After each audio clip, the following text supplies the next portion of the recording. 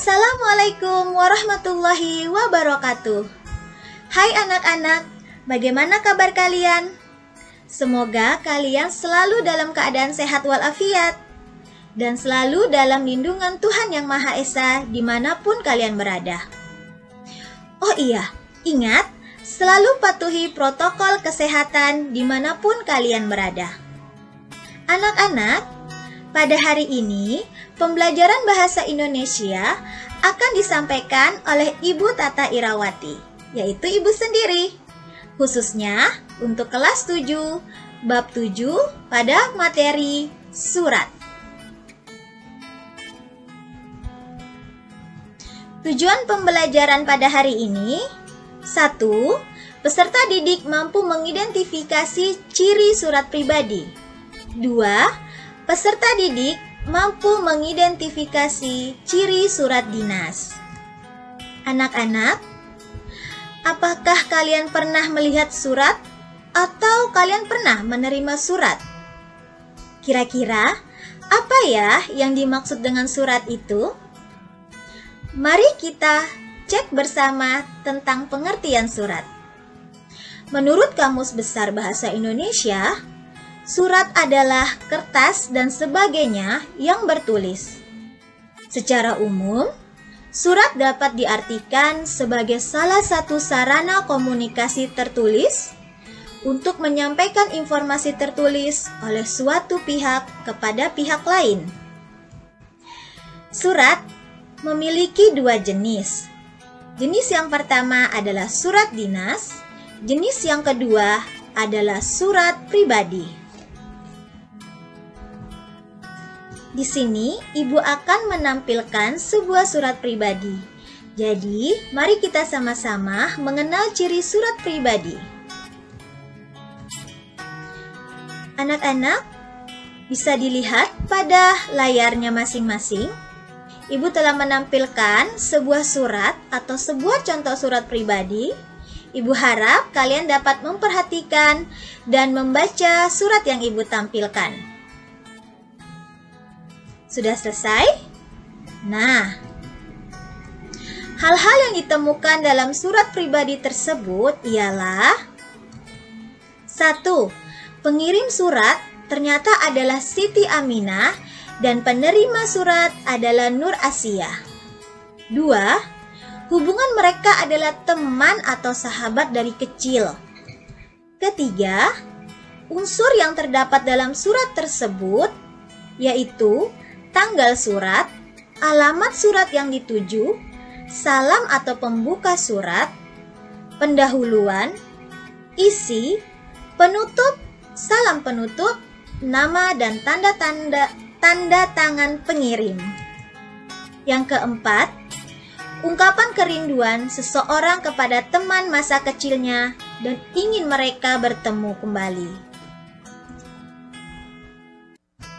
Nah, jadi, dapat kita simpulkan bahwa ciri surat pribadi yang pertama adalah surat pribadi adalah bentuk komunikasi interakatif antara orang pertama, yaitu si pengirim, dan orang kedua, yaitu si penerima.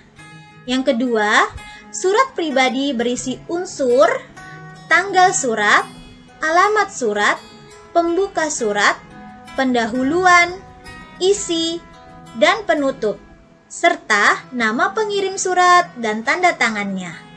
Yang ketiga, isi surat pribadi berkaitan dengan masalah pribadi, bisa menanyakan kabar, keperluan pribadi, dan tujuan komunikasi pribadi yang lain. Sekarang, mari kita mengenal ciri surat dinas. Perhatikan contoh surat dinas yang Ibu tampilkan. Silakan anak-anak perhatikan tampilan surat yang ada pada layar kalian. Sudah? Yuk kita lanjut. Hal-hal yang dapat ditemukan dalam surat dinas tersebut ialah yang pertama, pengirim surat dinas adalah SMP Negeri 15 Jakarta dan penerima surat dinas adalah orang tua atau wali siswa kelas 7.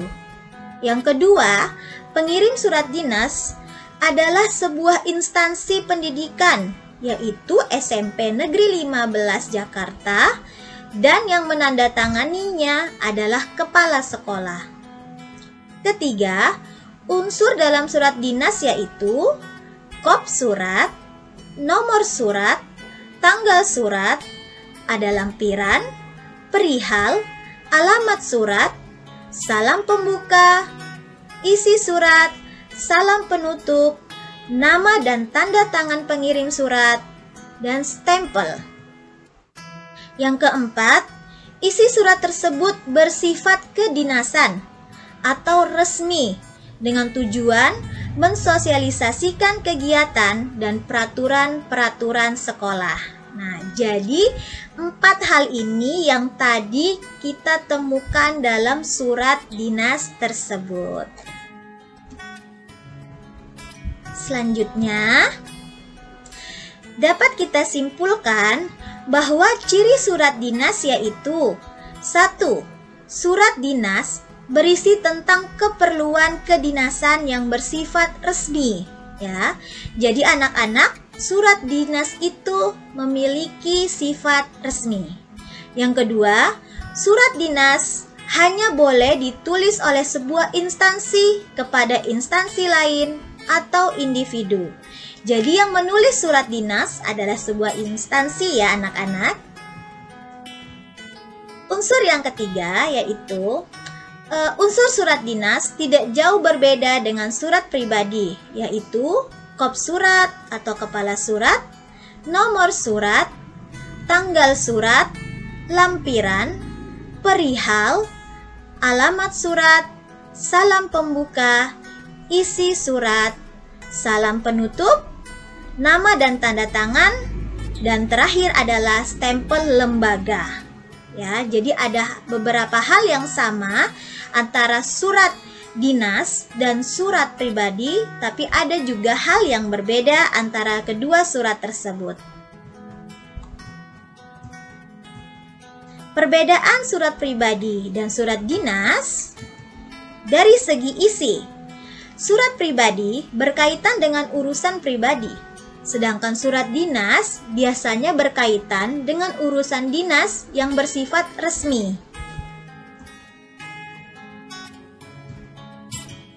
Selanjutnya, perbedaan yang berikutnya dari segi bentuk.